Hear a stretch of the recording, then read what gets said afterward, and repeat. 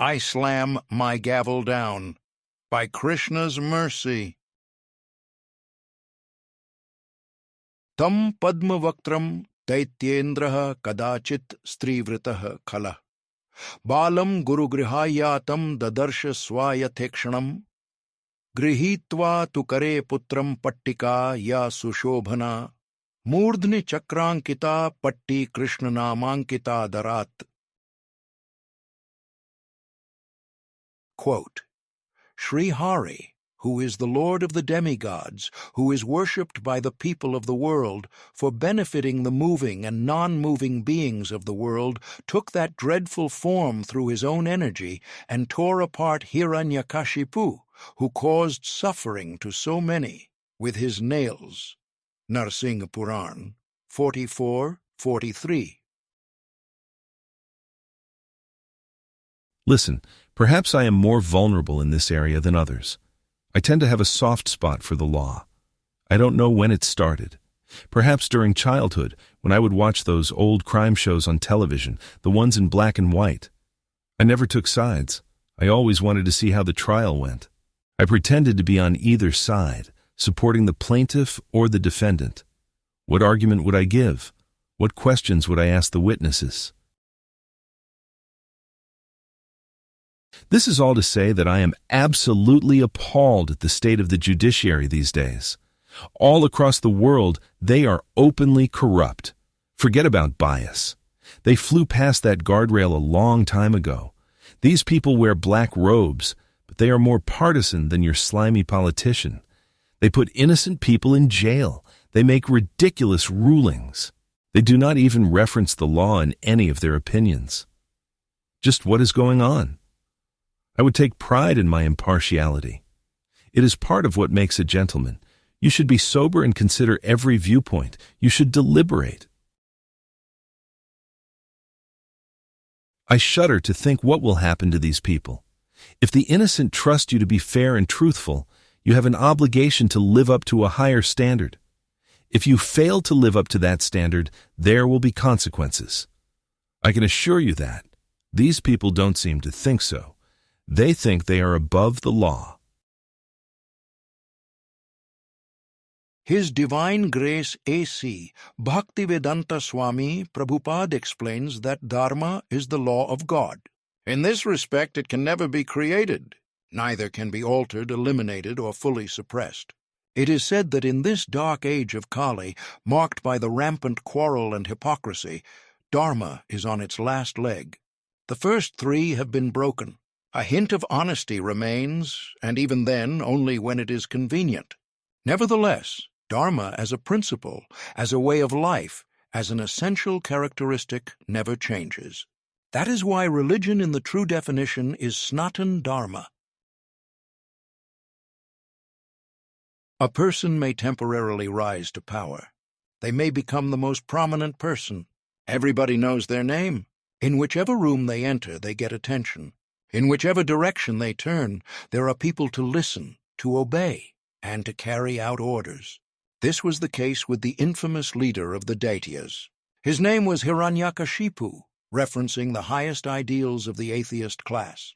To seek out the most comfortable situation, in the softest cushion, with plenty of gold to show off, these are the conditions for satisfactorily meeting the goal of life, Purushartha. Of course, this kind of Purushartha is false. It is mithya. It is based on an incorrect understanding of the universe and the place of the living beings within it. This objective is the result of defeat against the illusory energy known as Maya. We have to look no further than the same Hiranyakashipu in his final moments to see that the softest cushion combined with the greatest wealth does not grant immunity from the negative consequences to adharma. Avashyam labhte jantu phalam papasya karmanah ghoram paryagate kale drumah pushpamivartavam. Quote, just as a tree starts to blossom during the proper season, so the doer of sinful deeds inevitably reaps the horrible fruit of their actions at the appropriate time. Lord Rama speaking to Hara Valmiki Ramayana, Aranyakand 29:8. We can think of Hiranyakashipu as the judge, the jury, and the executioner. His accusation was enough to pronounce a person guilty. This was the case with the 5-year-old boy named Prahlad. This boy happened to also be a Daitya. Prahlad happened to also be Hiranyakashipu's son. The accusation was blasphemy. Prahlad was accused of supporting the greatest enemy. More than basic allegiance, in affiliation in spirit, Prahlad was poisoning the well. He was describing his allegiance to others. It was like he was trying to convince the other children of the community that Vishnu was everything and that every person should work towards satisfying Vishnu. Prahlad believed that this was actually the self-interest, swartha, of the eternal living being.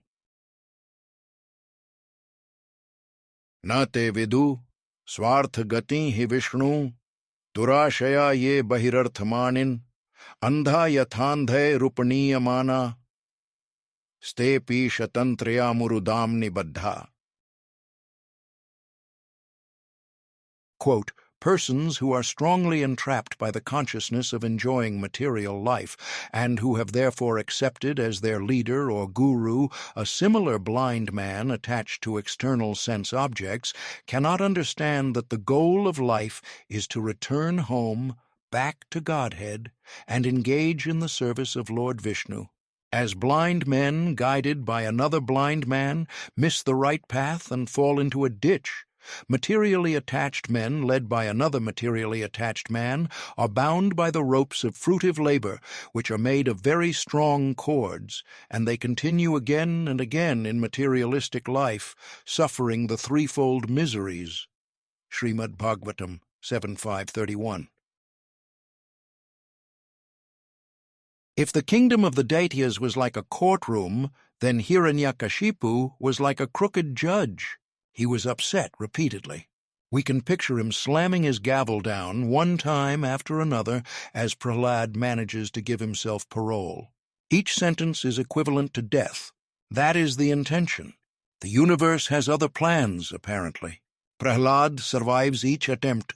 The judge gets angrier and angrier. Finally, as a symbol of his frustration, Hiranyakashipu strikes a nearby pillar. If the person Prahlad was worshipping actually existed, then the pillar should be fair game. Let's just see what comes out of something inanimate. When did something ever get produced from nothing?